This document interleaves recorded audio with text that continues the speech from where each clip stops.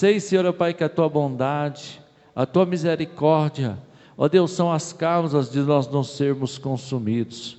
E nesta noite, Pai, está aqui Teu servo, que aceitou esse convite humildemente de estar aqui, se colocar, Senhor, ó Pai, diante de Ti como um instrumento para que o Senhor fale conosco. Pai, aqui está a Tua igreja que foi comprada, lavada, redimida pelo sangue do Senhor. Que o Senhor use o Teu servo, Pai, conforme a Tua vontade e o Teu querer. É o que nós Te pedimos, Pai, para a honra e glória do Teu nome, Senhor. Amém? Irmãos, vamos aplaudir Jesus. Que Deus abençoe a sua vida, pastor. Esteja à vontade, a casa do Senhor, a palavra é de Deus. Amém?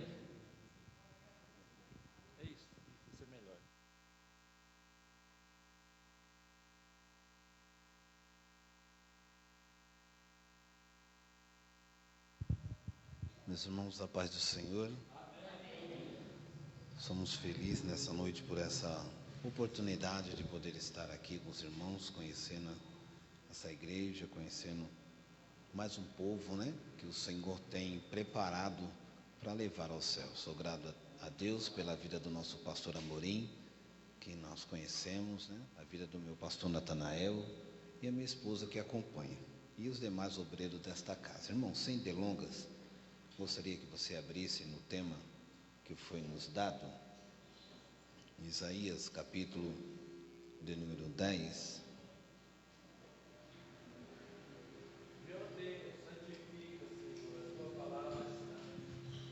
E o verso de número 27. Pode deixar abaixo, varão, a minha voz senão você vai ter trabalho aí na sobra de agudo e grave aí. Isaías, capítulo de número 10, e o verso 27, irmão. Mas, irmãos, nós estamos bastante cansados, uns dias meio puxados, mas o Senhor é bom. E na noite de ontem eu quase perdi o dedo, né? Ontem nós fomos ali mexer no ventilador, e o ventilador pegou 1h da manhã, foi uma correria, a pastora falou, pronto, perdeu o dedo.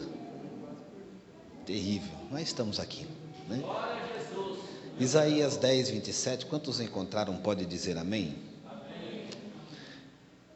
E acontecerá, naquele dia, que a sua carga será tirada do teu ombro, e o seu jugo do teu pescoço, e o jugo será despedaçado por causa da unção.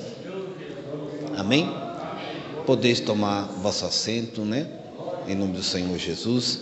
Meus amados e queridos irmãos, esse texto que foi nos passado é um texto que reflete algumas situações dentro dessa história. Mas para mim poder chegar no capítulo de número 10 e o verso 27, eu preciso iniciar essa introdução quando começa a falar sobre este profeta. A Bíblia diz que Isaías é considerado no meio de muitos teólogos como o profeta messiânico, aquele que profetizou a vinda do Messias. Mas quando nós começamos a estudar a sua biografia, estudar a sua história, nós vemos que Isaías vem de uma família fluente, uma família que estava sempre presente da realeza, uma família que estava ali sempre do lado dos reis. A história também fala que Isaías, ele veio observando tão somente o seu pai, né? Observando a corte, e vem passando-se os reis, vem passando-se os tempos, e agora Isaías casa com uma profetisa, e desse relacionamento vem 2 filhos. A Bíblia também começa a narrar sobre a vida deste profeta, que agora um rei por nome Uzias assume o trono. E alguns puxam uma linhagem ou puxam uma raiz teológica, dizer que ele era primo, outros puxam dizer que ele é sobrinho, mas vamos se deter aqui num contexto que ele era parente do rei. E quando a narrativa começa a falar sobre este rei, Isaías começa a ter um convívio maior do que o seu pai. Isaías agora começa a entender uma chamada, vamos dizer assim, literalmente. Isaías via o que o pai dele fazia, e agora Isaías começa a fazer aquilo que o pai executava. Mas a Bíblia diz aqui que Isaías, por ter um parentesco muito grande com o rei, Isaías tinha algumas regalias. Isaías dormia bem, comia bem, vivia bem, andava bem. E do capítulo 1 até o capítulo de número 5, as profecias de Isaías eram sempre assim: ai de você, ai de ti, ai não sei de quem, ai não sei de quem. E muitas das vezes Isaías, ele profetizava dessa forma, não porque o céu mandava, mas porque ele achava conveniente, que era o que o povo precisava ouvir. Para os irmãos poderem entender, a situação de Isaías era uma situação como hoje eu estava conversando com um gerente ali onde nós trabalhamos, e a família dele é japonesa, e ele foi para o Japão, passou um bom tempo ali no Japão, e ele falando sobre a cultura japonesa, e ali ele disse: olha, tem pessoas que fazem parte de certo grupo no Japão, que quando passa todo mundo abaixa a cabeça, pode ser primo de terceiro grau. Eu disse: porque a tradição lá é assim. E quando ele começou a falar isso, eu pude entender como que Isaías estava se sentindo naquele momento. Imagine só, Isaías, sobrinho, ou parente deste rei Uzias. A Bíblia diz que o rei Uzias, irmão, era um rei tão terrível, tão tremendo. Ele tinha o prazer de mostrar a sua grandeza.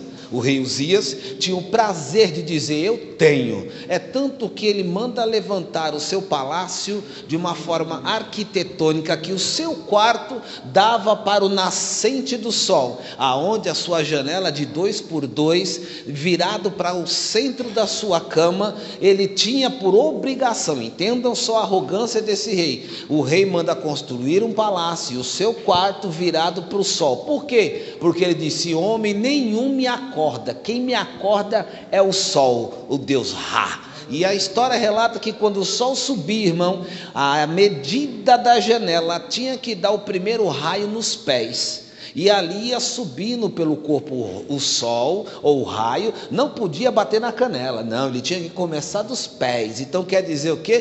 Que o sol reverenciava a pessoa do rei Uzias. Isaías vendo aqui dizendo: não tem outro maior do que o meu Deus, do que o meu tio, não tem outro maior do que o meu tio. Esse camarada é forte. Mas lá de cima Deus estava dizendo: tenha calma que eu vou te mostrar quem é grande. Calma, por quê? Porque a glória de Deus ele não divide com ninguém. A Bíblia diz que esse rei, ele tinha na sua sala 6 degraus para poder subir até a ele. Cada degrau 6 leões de ouro. Quando chegava como este púlpito, havia 2 pilastras principais de frente com o trono que ele sentava, revestidas de pedras preciosas. A história relata que o trono em que o rei Uzias sentava tinha 2 cabeças de leão, simbolizando a força do seu reinado. Isaías olhava e diz: não tem outro maior do que o meu tio, esse daí é forte. Só que agora Isaías começa a profetizar, porque quem é que vai contra uma profecia de um parente de um rei desta natureza? Não tem como. Então Isaías olhava assim e dizia assim: ai de ti. Por quê? Porque não gostei do estilo do seu cabelo, não gostei, a gravata não está combinando com o terno, então ai de ti. Isaías era assim, ele falava assim, ele profetizava assim. É tanto que do capítulo 5 para trás você nunca vai ver Isaías trazer uma profecia de forma diferente do que essa. Mas do capítulo de número 6 a história muda. Por quê? Porque ninguém profetiza do jeito que quer, ninguém fica adorando do jeito que quer, porque a profecia não é minha, a profecia é dele. A adoração não é para mim, a adoração é para ele. Então vai chegar uma hora que o dono da minha e da sua vida vai colocar tudo no seu devido lugar. Então entenda, para poder a unção despedaçar o jugo, você tem que estar na posição. Para a unção ser na tua vida, para despedaçar o jugo, você tem que estar direto na presença com ele. Isaías estava vivendo porque o tio era. Isaías estava vivendo porque o tio podia. Aí a epígrafe do capítulo 6 diz assim: no ano em que morreu o rei Uzias. Por quê? Porque crente não vive de muleta, irmão. Crente não vive de oração de A, B ou C. Você precisa ter a sua intimidade com este Deus todo grande. Você tem que entender que não é porque nós somos pastores que você não tem acesso ao céu. Não, irmão. Tem membros, tem adoradores que chegam mais rápido do que a gente. Por quê? Porque nós vamos estar aqui dizendo: Deus, espera aí, deixa eu ver aqui, olha, porque é tanta coisa, irmão. Tem irmão para pedir para orar, aí você está lá dobrado: Deus, o pastor está cheio de problema, mas me ouve aqui nessa noite, me ajuda. Deus falou: pronto, meu filho, bora aqui resolver, enquanto meu filho vai entrar ali numa outra questão. Então, quando Isaías vai dormir, Isaías é acordado por um grito de um servo. E a lei e o decreto era bem claro, irmão: ninguém podia acordar o rei. Decreto de rei não volta atrás. O rei disse: quem me acordar, deceparei a sua cabeça do seu pescoço. Então quem ia acordar? Ninguém ia acordar. Mas a história diz que a demora foi muito grande, a audiência já estava marcada, tinha pessoas para o rei atender, mas ninguém via, ninguém sabia o que estava acontecendo por tal demora. Mas a história relata que agora um servo disse: eu posso morrer, mas eu quero saber o que está acontecendo. E quando ele empurra para abrir a porta e abaixa já na posição de receber a sentença de morte, que ele chama, não tem resposta. A história diz que ele abre os olhos, e quando ele abre os olhos, ele vê o rei caído no chão. Só que quando ele grita, irmãos, o grito foi tão estridente ao corredor que Isaías acorda. Isaías ouve o servo gritar que o rei havia morrido. Isaías entra dentro, mas a visão que ele teve chocou a sua vida. Por quê? Quando uma pessoa falece, como o caso da minha avózinha, ela morreu dormindo. Quando foi no domingo, porque era tradição da família, todo domingo almoçar, tomar café na casa da minha avó. Então os 5 irmãos, 4 homens e uma mulher, se reunia todos eles com filho, e todo mundo na casa da avó, porque o domingo era da avó. Então todo domingo a família se reunia. Então quando chegou no domingo, quem era o primeiro a chegar? Meu pai. Quem foi o primeiro a casar? Meu pai. Quem foi o primeiro neto de toda a família? Eu. Então toda vez que dava aquele domingo, eu tinha que estar ali junto com meu pai. Meu pai trabalhava de 6 às 2, mas no domingo ele não trabalhava, era a folga do seu Dedé. Então ele já dizia: bora para casa de mamãe, já vamos lá, porque tem que comprar pão, tem que comprar isso, tem que comprar aqui, daqui a pouco vai chegar o restante dos teus tios, e aí você já viu como é que vai ser a correria. Ele disse: tá certo. Quando a gente entramos no carro, que fomos para Jandira, lá perto do Fátima, quando chegamos lá, sabe, né? Pronto. Quando chegamos lá, que abrimos o portão, meu pai disse: mamãe. Mamãe não respondeu. Eu disse: vó. Vó não respondeu. E o meu avô? Meu avô trabalhava de vender coxinha no trem. Então 5 horas da manhã ele descia lá para o Sagrado Coração para poder ali vender as coxinhas que ele fazia. Então quando ele saiu, a minha avó já estava morta, mas ele saía bem quietinho para não incomodar ela. Então quando nós chegamos lá, nós encontramos a dona Ercina dormindo como sempre dormia, mãozinha junta, igual a Melissa faz, mãozinha junta, encolhidinha no seu cantinho. Quando a gente abriu a porta, papai disse: mamãe está dormindo ainda, meu filho? Disse: sua avó está dormindo? Disse: veja lá. Quando ele pôs a mão, ela já estava morta, durinha, geladinha. Então foi aquele agonia, mas do jeito que ela morreu, ela ficou. E deu um trabalho, irmão, porque os irmãos conhecem, né, a morte da pessoa, do jeito que morre fica. Então houve um processo. Então quando Isaías chegou e viu aquela cena, deu um choque na sua mente. Por quê? Porque se o rei morreu dormindo, ele tinha que estar em cima da cama. Se o rei acordou e teve um mal súbito, naquele mal súbito que ele teve, geralmente a forma da pessoa cair, ela levanta os braços, ela cai de lado, ela cai de costa. Mas naquele momento Isaías vê o rei Uzias caído com a testa no chão, com o nariz no chão, com a boca no chão, os braços estendidos.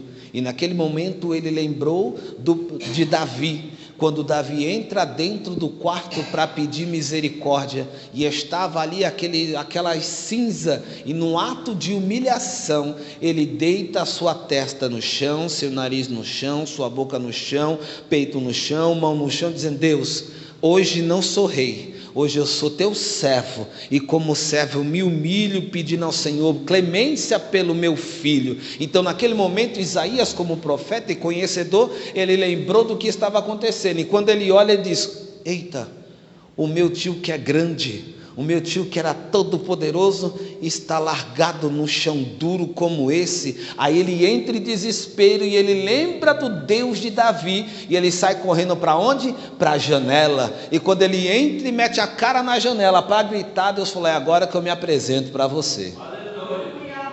É agora. Porque, irmão, quando o homem pensa que não tem mais jeito, Deus fala assim: agora eu vou lhe apresentar a porta.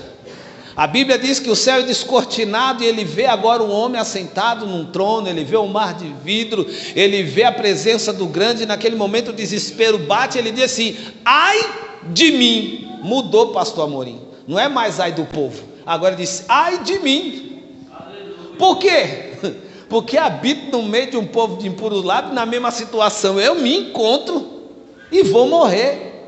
Só que o céu não estava marcando na sua morte, o céu estava marcando o início da vida de um verdadeiro adorador.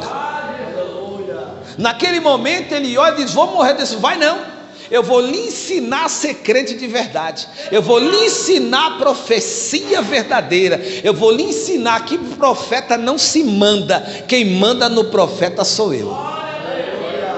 Isaías olha para cima, Deus manda agora o anjo pegar o Matenais, e Datenais, que hoje nós sabemos que é o pegador de macarrão, né, de almôndega, foi ali, pegou aquela brasa e desce correndo, e quando desce com aquela brasa, ela põe na boca do profeta, e a história relata que ele ficou 3 anos com os lábios pipocados, mas agora ele estava aprendendo o que é ser profeta de verdade.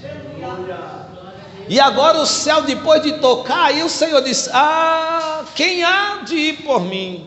Quem vai levar a boa palavra? Ele com o beiço todo pipocado, ele disse: envia-me a mim, já estou preparado.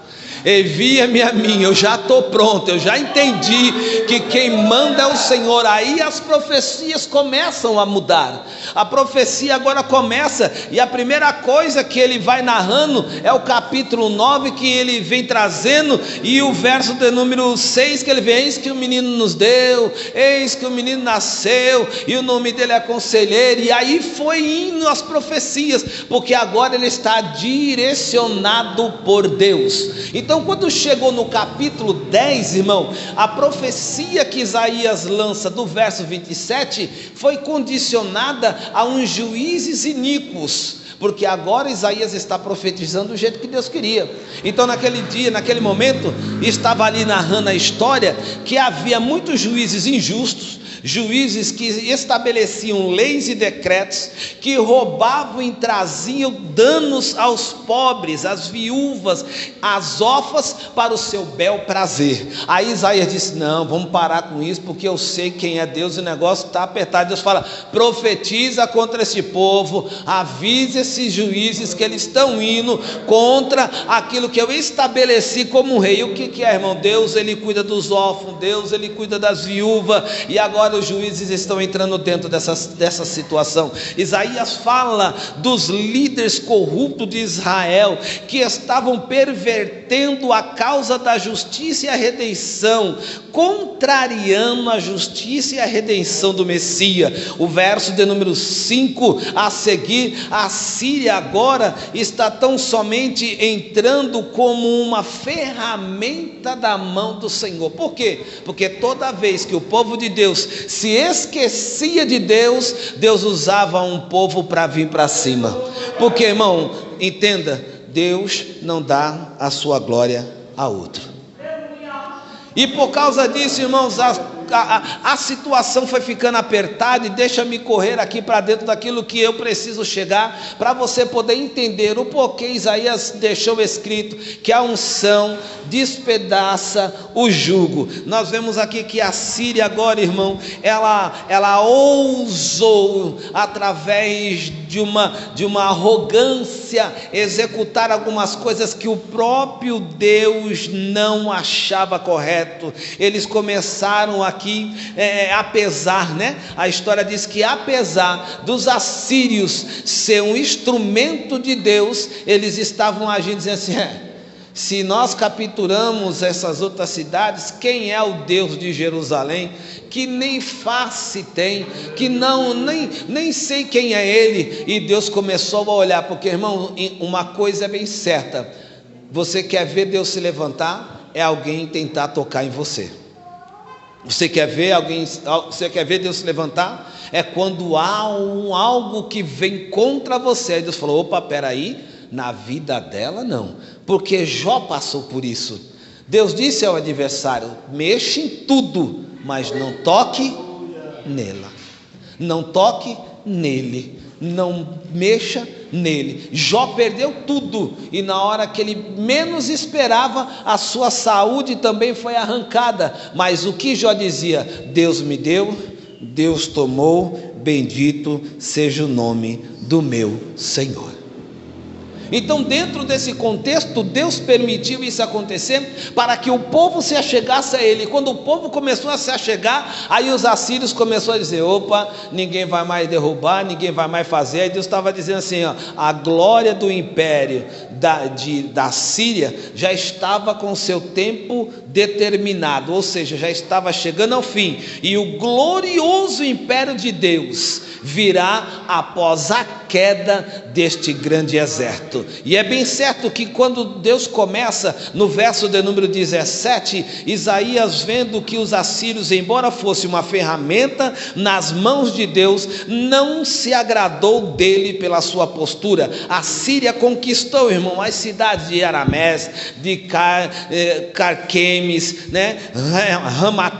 Ramatá e outras cidades mais, até mesmo Samaria. E quando eles tomaram conta de todas aquelas cidades, eles diziam: pronto, agora nós vamos para Jerusalém, e Jerusalém não vai conseguir impedir o nosso ataque. Mas ele se esqueceu que quem estava com aquele povo é o leão da tribo de Judá.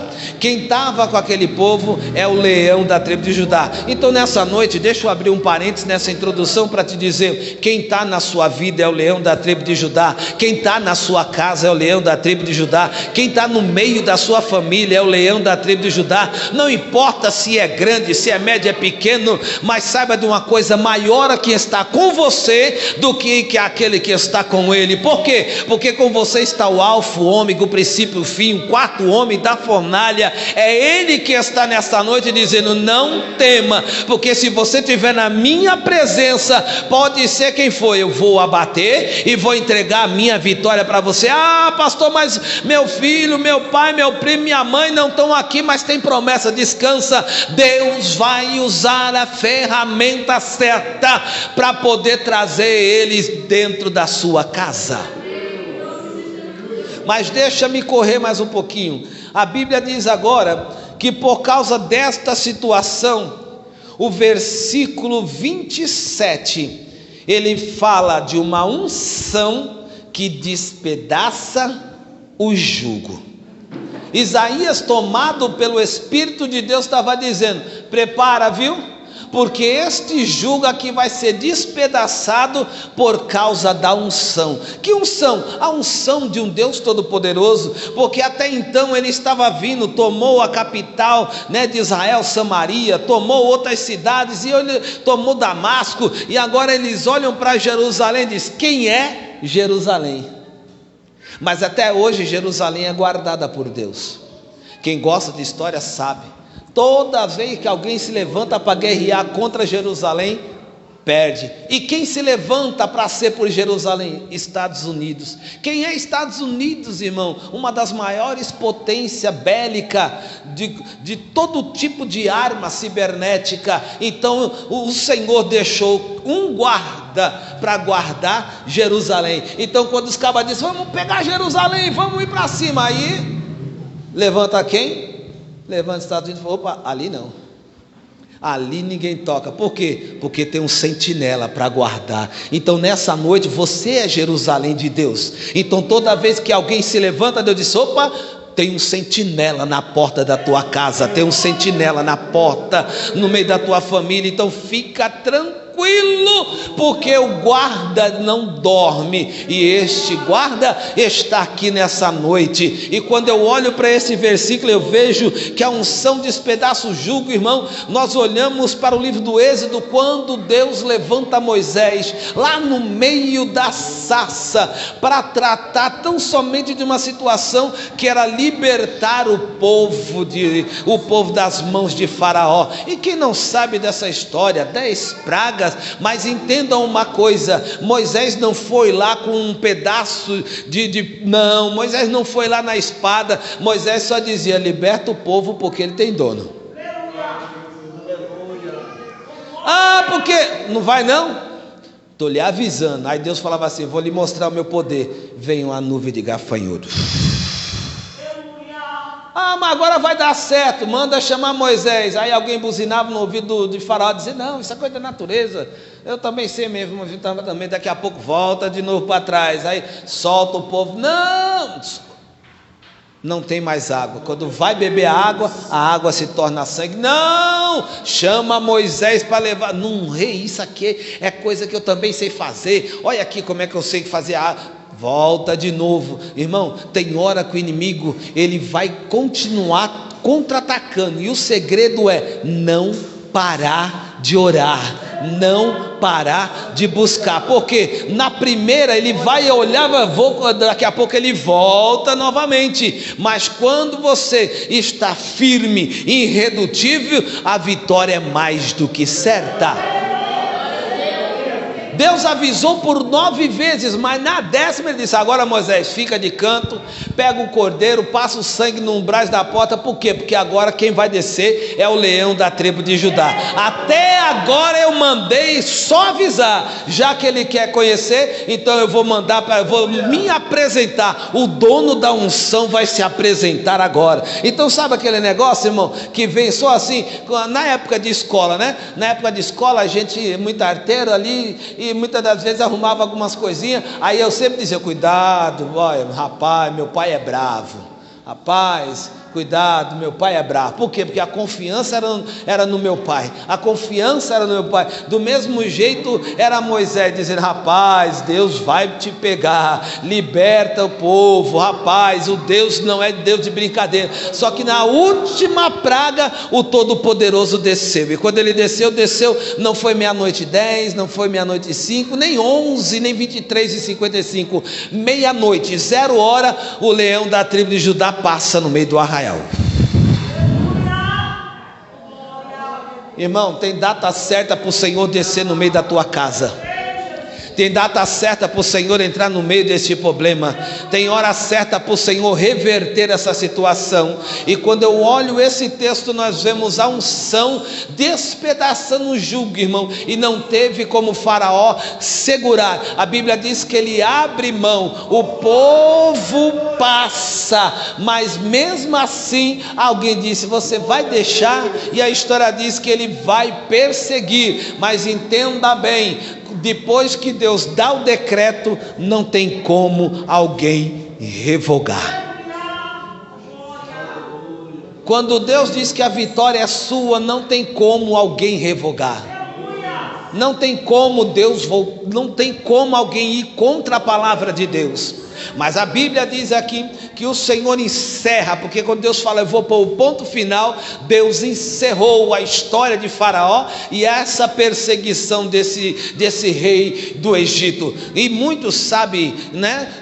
tenho a plena certeza disso, que o Senhor faz com que o Mar Vermelho, conhecido como Mar de Junco, se torne o caixão daquele grande exército, e mais uma vez a unção despedaçou o jugo. E quando falo de unção, irmão, eu preciso também levar lá para o livro de Juízes, quando a Bíblia diz agora que existe um rei por nome Adoni-Bezeque. Esse rei, irmão, era um rei tão terrível que ele lutava contra outros reis, e quando ganhava, pegava os reis, levavam para dentro do seu palácio, e ele decepava os seus polegares e decepava também os dedos dos pés, e deixava aqueles reis na beira da sua mesa, se alimentando do resto que sobrava da sua comida. Adoni-Bezeque pensava que era intocável, Adoni-Bezeque pensava que ninguém conseguiria impedir a sua marcha, mas o Senhor estava prestes a mostrar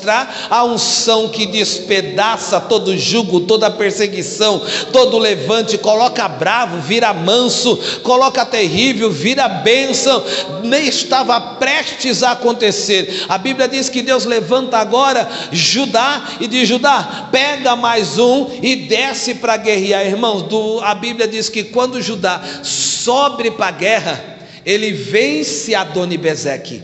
E quando ele vence Adoni-Bezeque, ele vendo que não tem mais o que fazer, ele foge. Mas mesmo fugindo, a Bíblia diz que não tem como você fugir da lei da semeadura. Tudo que se planta, se colhe. Adoni-Bezeque cortou dedos e pés de muitos, e agora Judá vai atrás e diz: do mesmo jeito que você fez com eles, também nós vamos fazer com você. Então tem hora, irmão, que alguém pensa que Deus nunca vai tratar. Tem hora que Deus olha, tem hora que alguém pensa que Deus nunca vai fazer. Até quando vai ficar assim? Até quando vai ficar assim? Fica tranquilo, Adoni-Bezeque vai ter um encontro com Judá. Aguarda, porque você vai ver o que Deus vai fazer. E essa perseguição, essa situação, o Eterno vai colocar por terra, porque a unção despedaça o jugo. E eu não posso, irmão, deixar de falar aqui desta unção que está sobre a vida de um rei por nome Josafá, no livro de 2 Crônicas, capítulo de número 20 e o verso de número 17. A Bíblia diz que se juntou ali, irmão, não um só rei, mas se juntaram três: os amorreus, os moabis ou os moabitas e também os amonitas, e estes três vêm pelejar contra Josafá. Josafá agora se atemoriza, vai buscar o profeta diz para ele: olha, volta lá para dentro da tua cidade e põe o povo todinho para orar e jejuar. Tem certas situações que o Senhor, ele precisa entrar nas nossas vidas, e o segredo para abrir a porta é a oração e o jejum. É a oração e o jejum, porque certas castas, como o Senhor diz, ela só é repreendida com jejum e oração. E neste momento ele põe todo mundo de oração, põe todo mundo de jejum, e agora os seus generais estão dizendo: rei, não vamos preparar, não vamos começar aqui a guerra, não vamos. Ele disse: não, o profeta disse para orar e jejuar, e é o que vamos fazer. Mas venha dar uma olhadinha aqui para ver como é que está a situação. Irmão, quando Josafá subiu e olhou, ele viu aquele monte que era como areia da praia, toda a parte da campina fechada dos seus inimigos. Ele volta agora para o centro da sua cidade, onde o povo estava orando, e quando ele pensava que Deus havia esquecido, Deus levanta um moço por nome tão somente de Jaziel, e a Bíblia diz que quando ele se levanta, ele abre a boca e diz assim: não temas. Por quê? Porque nesta peleja não tereis que pelejar. Não temas. Amanhã sairás ao encontro deles, e o Senhor entregará eles nas tuas mãos. Josafá agora recebe esta palavra, irmãos, e quem diga, né, que o exército com seu general disse: mas Senhor, como é que vai fazer? Põe os levitas na frente e vamos descer pela ladeira de Zi, porque Deus falou que vai colocar eles nas nossas mãos. Irmão, quando a Bíblia fala mão, a Bíblia fala de submissão total. Era de costumes antigamente, quando alguém ia adorar a deuses estranhos, levantar as suas mãos. Isso quer dizer, eu me rendo. E ainda hoje é usado, né, no meio do militarismo. A primeira abordagem é: levante as mãos, ou seja, se renda. Se renda. Então, quando Deus fala assim: eu vou colocar o seu inimigo nas suas mãos, Ele está dizendo: eu vou colocar aquele que você pensa que não vai se render, submisso a você, nas suas mãos. Está entendendo o que Deus está trazendo nessa noite? O jugo já está sendo quebrado e o inimigo ele vai ter que vir nas suas mãos. Eu precisava chegar até aqui para te dizer que eu não sei qual é o tamanho desse exército, não sei quem são, mas uma coisa é certa: Jesus está só dizendo: já orou, já jejuou, então agora se coloque de pé e comece a adorar, porque eu vou colocar os teus inimigos nas tuas mãos. O segredo não é debater: ah, mas fulano está falando. Não, irmão, deixa falar. Quem tem boca fala o que quer, porque a sua vida quem comanda é Deus. Você não manda, mas é o Senhor, que é o teu advogado, o teu juiz, é Ele. E a Bíblia diz agora que Josafá segue o que foi lhe falado: prepara os levitas, ponha ele na frente. Irmão, quem conhece de estratégia de guerra sabe que na frente vai a infantaria, porque a infantaria vai de frente, porque está vindo de lá também infantaria, e depois vem os arqueiros, e depois vem os mais pesados, e por último, irmão, está lá dentro do acampamento os generais fazendo a estratégia. Mas o Senhor fez uma promessa dizendo: vá cantando, porque a peleja não é tua. Está entendendo, crente, nessa noite? Eu precisava chegar até aqui para você entender que não é na força do teu braço, não é do jeito que você quer, não é do jeito que você está pensando, mas é do jeito que o Senhor está falando nessa noite: jejum e oração e adoração. Por quê? Porque a peleja não é tua, a peleja é do Senhor Jeová. Ah, mas o fulano quer fechar a porta. Ah, mas a fulana falou que vai fazer uma... Irmão, deixa fazer quem quiser. Um certo tempo atrás, quando a gente estava aí na itinerância, alguém virou para mim e disse: ah, vou fazer uma macumba, vou meter seu nome dentro da boca do sapo, vou matar você. Eu disse: meu filho, eu vou fazer o quê? Vai e faça. Irmão, e não é que enfermeiro pôs lá, costurou o bendito do bichinho e deixou lá. E eu disse: rapaz, e agora? Aí vieram para mim e falaram: rapaz, o que vai acontecer? O sapo vai inchar, vai morrer, e assim tu vai ficar do mesmo jeito. Eu falei: muita misericórdia. Mas sabe o que aconteceu, meus pastores? Cada dia mais eu adorava, as agendas aumentaram, e o sapo, irmão, o sapo morreu, e eu estou aqui para a glória de Deus. Porque, irmão, teu nome está escrito no livro da vida quando você aceitou a Ele. Então, aonde o teu nome for colocado, não vai sozinho, vai junto com o leão da tribo de Judá. Você não está entendendo, irmão. Não fique com medo de simpatia, não fique com medo disso daqui, não, porque o teu nome está escrito no livro da vida. Então, quem tem poder é o que vai pelejar por você. Eu precisava chegar até aqui para você poder entender que você tem um dono, que você tem um dono, que você tem um dono, e quando ele se levanta, ele vem com a resposta e a vitória mais do que certa. E a Bíblia diz que Josafá desce, e quando Josafá desce, ele vem com os levitas na frente, adorando o nome do Senhor. Ah, pastor, mas eu não sei cantar. Não se preocupa, Deus não está atrás de cantor, Deus está atrás de adorador. Adorador é diferente de cantor. Cantor canta para a plateia, adorador adora para um, para dois, para três, porque a adoração dele é o céu. Uma certa vez alguém disse assim para mim, né, no meio das agendas, pastor Amorim: nossa, mas você vai lá? Mas eu disse: vá não, a palavra é dele. Se tiver 5 para ouvir, já está de bom tamanho. Se tiver 1 para aceitar, melhor ainda. Não, porque eu só saio da minha casa se pelo menos tiver umas 300 pessoas. Disse, então você vai demorar bastante aí, viu, varão?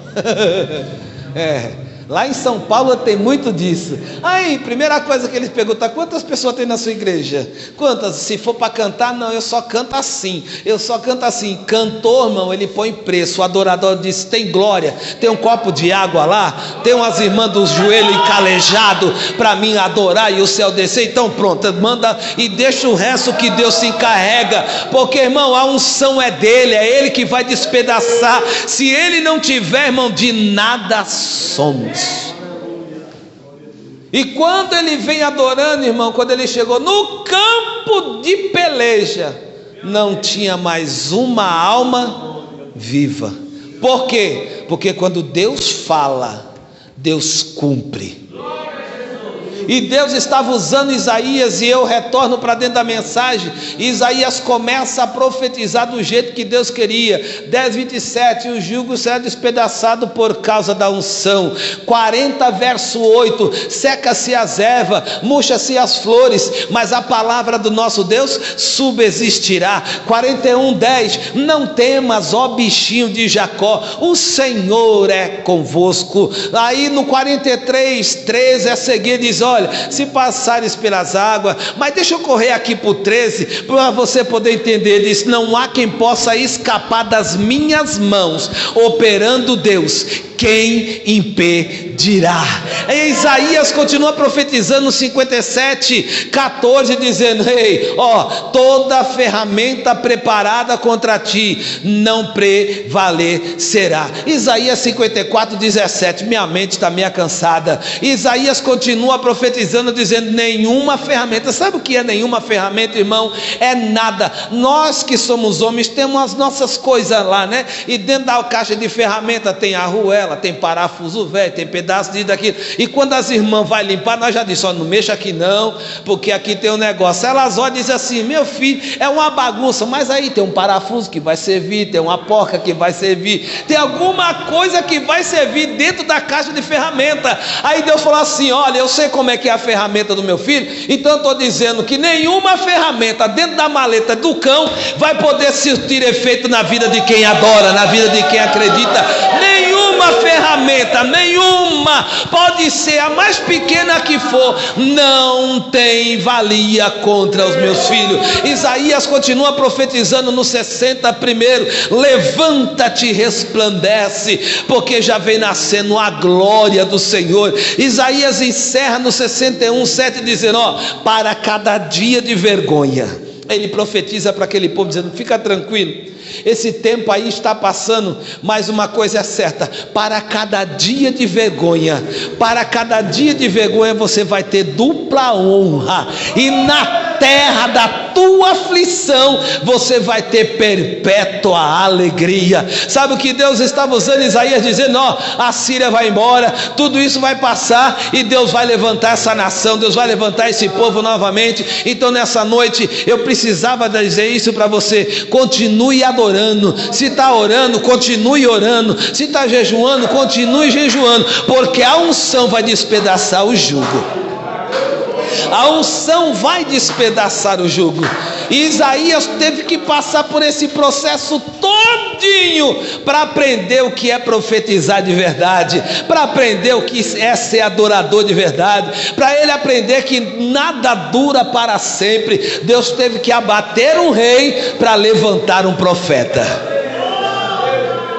Está entendendo? Deus teve que abater um rei para levantar um profeta. E nessa noite não é diferente. Deus vai abater alguém para levantar um profeta. Deus vai abater o inimigo para levantar a tua casa. Deus vai abater a luta para Deus levantar alguém lá dentro. Deus vai abater o problema para entregar a tua vitória nessa noite. Amém? Por gentileza, se coloque de pé em nome do Senhor Jesus. Me resta mais algum tempinho e eu quero adorar. Não sou cantor como a minha esposa, não sou pregador, né, filha? Eu só sei dizer, pastor Amorim, que Deus é bom, né? Mas eu sei de uma coisa, irmão. Esta noite o Senhor, ele tem um encontro com um crente nesse lugar. com adorador. E você pode ter a certeza de uma coisa: o jugo já está sendo despedaçado. A exaltação de Deus para a vida de adoradores nessa noite já está determinada. O Senhor está marcando um novo tempo na vida de crente aqui nesse lugar. Voz da Verdade além do Rio Azul. Então você pode se preparar, porque o Eterno vai fazer coisas grandes. Segure, não sei se já está liberado para pegar na mão, pastor, porque esse negócio de põe máscara, tira a máscara. Tá, então vamos fazer o seguinte: põe a mão no ombro desse irmão que está aí do lado. Meu amigo, se você puder colocar aí para nós aí, viu? Voz da Verdade, pronto, acaba bom. Você vai representar alguém da sua família nesta noite. Você vai representar a tua casa nessa noite. Porque enquanto você adora aqui, Deus faz milagre lá. Enquanto você adora aqui, Deus faz milagre lá. Enquanto você adora aqui, Deus faz lá. Porque Deus é Deus de promessa. E quando Deus promete, irmão, muda rei, morre rei, nasce gente, morre gente, mas a palavra permanece. Deus não vai deixar a sua palavra cair. Vamos adorar?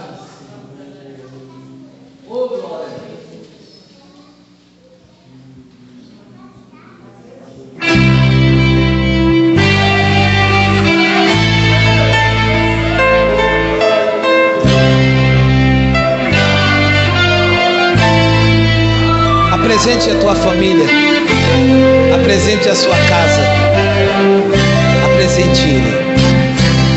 Além do rio azul, as ruas são de ouro e de cristais. Ali tudo é vida, ali tudo é paz. Morte e choro nunca mais, tristeza e dor nunca mais. Além do rio azul, as ruas são de ouro e de cristais.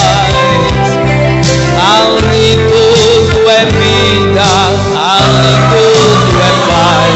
Morte e choro nunca mais, tristeza e dor nunca mais. Verei o grande rio da vida, claro como um cristal. Verei a face do meu mestre querido. Não haverá mais noite ali, não haverá nenhum clamor. Verei os olhos de Jesus e tocarei seu rosto em mim. Não haverá mais noite ali, não haverá nenhum clamor. Verei os olhos e com seu rosto em mim, as nações andarão na sua luz e as portas jamais se fecharão. A cidade é de ouro puro, de jaspe é seu muro. Além do rio azul, morte, tristeza e dor, nunca mais, nunca mais.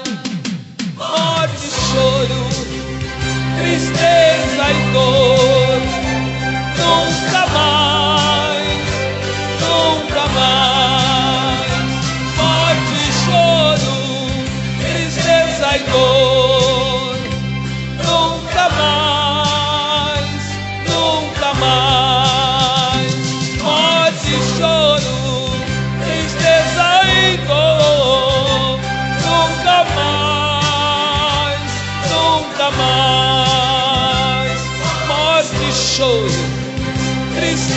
tristeza e dor, nunca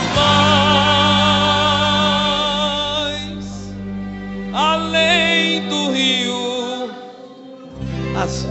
Dê uma salva de palmas, que Deus abençoe.